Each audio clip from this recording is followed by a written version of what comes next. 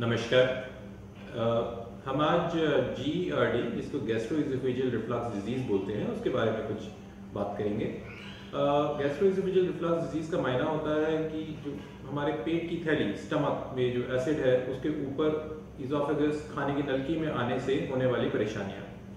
सभी के पेट में हर मनुष्य के पेट में पेट की थैली में एसिड और खाना पचाने के लिए जो केमिकल चाहिए होता है जिसको एंजाइम बोलते हैं वो होता है और वो हमारे खाना पचाने में मदद करता है। पेट की थैली की जो इनर लाइनिंग होती है वो कुछ इस तरह की होती है कि उस पर उस एसिड का कोई प्रभाव नहीं होता, परंतु यदि यही एसिड पेट की थैली से निकलकर ऊपर खाने की नलकी की तरफ आए तो अमूमन इस तरह से महसूस होता है जैसे जलन हो रही है, जो हम आम भाषा में ज़्यादातर मरीज बोलते हैं अगर कि छाती में जलन होना, भारीपन का महसूस होना, ये चीज़ GERD होती है। इसके कुछ और लक्षण भी हो सकते हैं। कई दफ़ा छाती में दर्द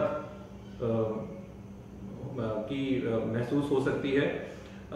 कुछ लोगों को जलन या दर्द ना महसूस होगी, वो सिर्फ कहते हैं कि मुंह में खट्टा पानी आता है।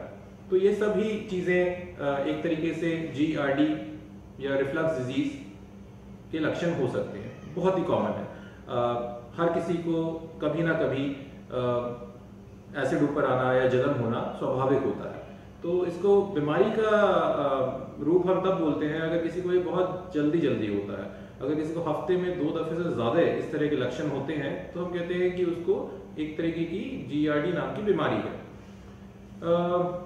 अमूमन हमारी खाने की नलकी और पेट की थैली के बीच में एक तरीके का वॉल्व होता है जो ऊपर से खाने को नीचे तो जाने देता है परंतु नीचे के एसिड और अधपचे खाने को ऊपर नहीं आने देता। उस वॉल्व में ढीलापन होना या किसी और प्रकार की प्रॉब्लम होने की वजह से ये चीज़ ऊपर आना ज़्यादा होने लगता है, जिसको हम बीमारी का नाम लेते हैं। GERD एक सिम्टम बेस्ड बीमारी है। सिम्टम बेस्ड बीमारी का मायना है कि अगर मुझे प्रॉब्लम है तो उसके इलाज की ज़रूरत है।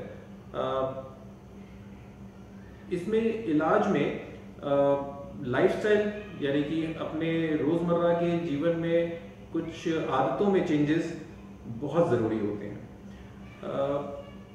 कुछ खाने की चीज़ें इसको और बढ़ाती हैं, जिनमें से चाय, कॉफ़ी, चिकनाई, मिर्च मसाला, इनको कम रखना चाहिए जिसको इस तरह की प्रॉब्लम होती है जलन, छाती में जलन की। तंबाकू किसी भी फॉर्म में, चाहे वो बीड़ी सिगरेट हो या फिर खाने वाला तंबाकू हो, इसको दिक्कत को बढ़ाता है, बल्कि आगे चल के अल्सर वगैरह बनाने में भी उसका रोल रहता है। इसको अवॉइड करना चाहिए। अपना रोज़मर्रा के खाने के जो तरीका है वो भी बहुत ज़रूरी है। तो इसमें हम कहते हैं पेट भर के नहीं खाना है, थोड़ा कई दफ़े खाना है। जैसे कि सही तरीका यही होता है कि सुबह का नाश्ता, दोपहर का खाना, शाम का नाश्ता, रात का खाना, तो मील्स मिस नहीं करने हैं। जो आजकल कल्चर है ब्रेकफास्ट मिस किया, डिनर मिस किया, वो ठीक नहीं है। इसमें हम कहते हैं थोड़ा कई दफ़े खाना है। खाने के साथ पानी नहीं पीते हैं, आधा घंटा पहले, 40 मिनट बाद, और खाकर भरे पेट लेटते नहीं हैं। रात का खाना स्पेशली लेटने से 2 से 3 घंटे पहले खाया होना चाहिए। इन सब तरीकों से हम इस तरह से होने वाली दिक्कतों को थोड़ा कम कर सकते हैं। इसके बावजूद भी अगर आपको इस तरह की दिक्कत बहुत फ्रीक्वेंटली होती है तो फिर डॉक्टरी सलाह की ज़रूरत है। बहुत ही आराम से मैनेज होने वाली बीमारी है। लक्षण के हिसाब से इसमें दवाइयाँ दी जा सकती हैं। सबसे कॉमनली अगर बहुत इनफ्रीक्वेंटली होती है प्रॉब्लम तो एंटासिड्स जो कॉमनली अवेलेबल है वो यूज़ किए जा सकते हैं।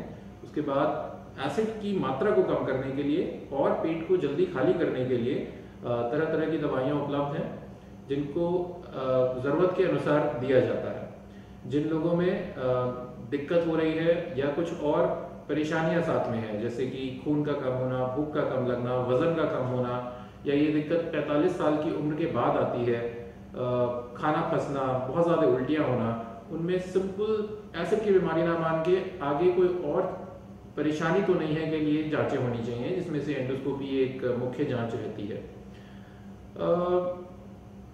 अमूमन ये सीरियस बीमारी में नहीं आता है। जलन, छाती में जलन होना या एसिड ऊपर आना हमें परेशान ज़रूर करता है पर लाइफ थ्रेटनिंग नहीं होता है, जान को खतरा इससे नहीं बनता है। जो अन्य लक्षण मैंने आपको बताए इन चीज़ों से जान को खतरा बनने का चांस हो सकता है, जिसके लिए अपने नियरेस्ट डॉक्टर से ज़रूर मिलना चाहिए। शुक्रिया।